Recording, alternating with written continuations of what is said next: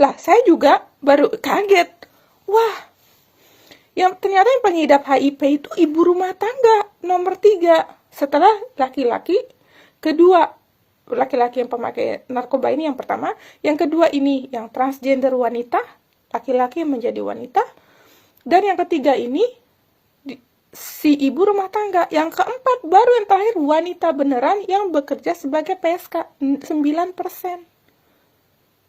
Jadi pemakainya tuh yang lebih banyak itu yang dua ini, satu dua ini nih, yang ke atas ini laki-laki ternyata.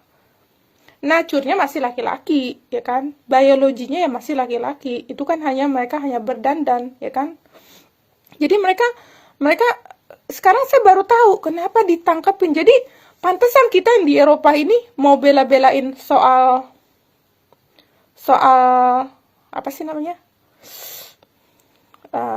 Kalau kita bilang, halo apa kabar? Saya mau bahas soal ini, apa sih masalah PSK ya. Saya baru dibagi tahu. Saya baru dibagi tahu kalau banyak ternyata PSK itu kan ternyata bukan perempuan. Dia memang kelihatan seperti perempuan, tapi kan bukan perempuan. Dan begitu ngeliat di data, termasuk di rumah sakit, ya, dan pengidap HIV segala macam, mereka adalah orang-orang pemakai narkoba. Kebanyakan di antara mereka laki-laki. Dan si perempuan bukan wanita asli, laki-laki yang menjadi wanita itu. Dan ternyata asal muasalnya itu menurut yang BNN ya. Kenapa mereka melakukan itu? Jadi si laki-lakinya ini yang kebanyakan nikah dengan wanita asli, wanita tulen, dia ini apa sih? Dia ini melakukan sesuatu, ya pesta lah sama ini perempuan transgender gitu ya. Ternyata make gitu, mungkin supaya nahan sakit atau segala macam, itu urusan mereka, mungkin ya. Nah, rupa-rupanya kenapa sih BNN marah banget ya sama si pemakai ini? Karena pemakai ini ternyata mereka kalau udah makai itu mereka suka kelewatan batas. Jadi mereka melakukan hal-hal seperti tadi ya. Kalau laki-laki sama laki-laki kan dalam nature-nya masih, kalau kita lihat dari biologi kan mereka kan masih sama-sama pria, ya kan? Nah, mereka BNN bingungnya ke situ. Lah, saya juga baru kaget. Wah, yang ternyata yang pengidap HIV itu ibu rumah tangga nomor 3. Setelah laki-laki, kedua laki-laki yang pemakai narkoba ini yang pertama, yang kedua ini yang transgender wanita, laki-laki yang menjadi wanita, dan yang ketiga ini si ibu rumah tangga, yang keempat baru yang terakhir wanita beneran yang bekerja sebagai PSK 9%. Jadi pemakainya tuh yang lebih banyak itu yang dua ini, satu dua ini nih, yang ke atas ini laki-laki ternyata. Nature-nya masih laki-laki, ya kan? Biologinya ya masih laki-laki. Itu kan mereka hanya berdandan, ya kan?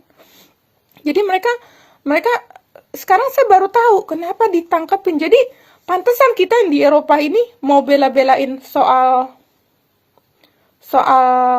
apa sih namanya? Kalau kita bilang cimeng ya, kita mau belain ini masuk dilegalkan di Indonesia juga nggak bisa. Kenapa? Karena terhalang ini nih yang masalah dua grup ini, ngerti nggak?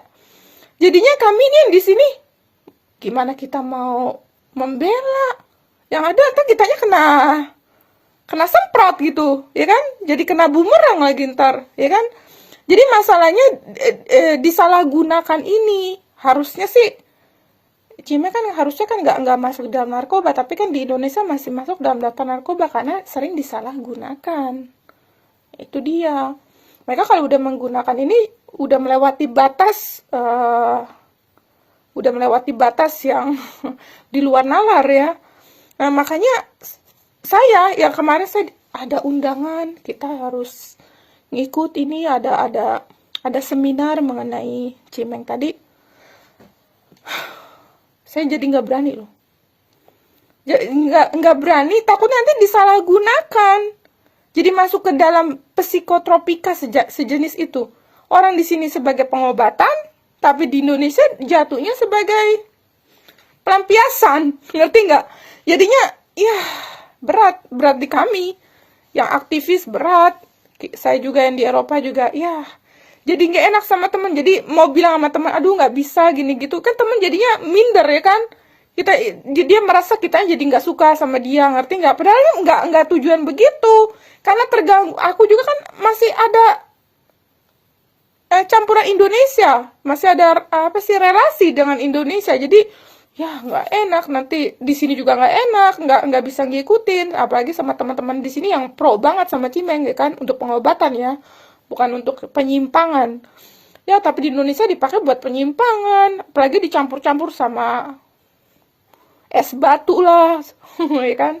Jadinya kita di sini ya males, kayaknya nggak bakal kedukung. Ini bakalan senjata makan tua nantinya, jatuhnya nanti jadi bumerang ke gua lagi ya kan. Ya udah deh, kita postpone dulu, nggak ngikut-ngikut dulu, apalagi tahun 2024 lagi banyak pemilihan ya di Amerika, di Indonesia ya kan, di Prancis juga.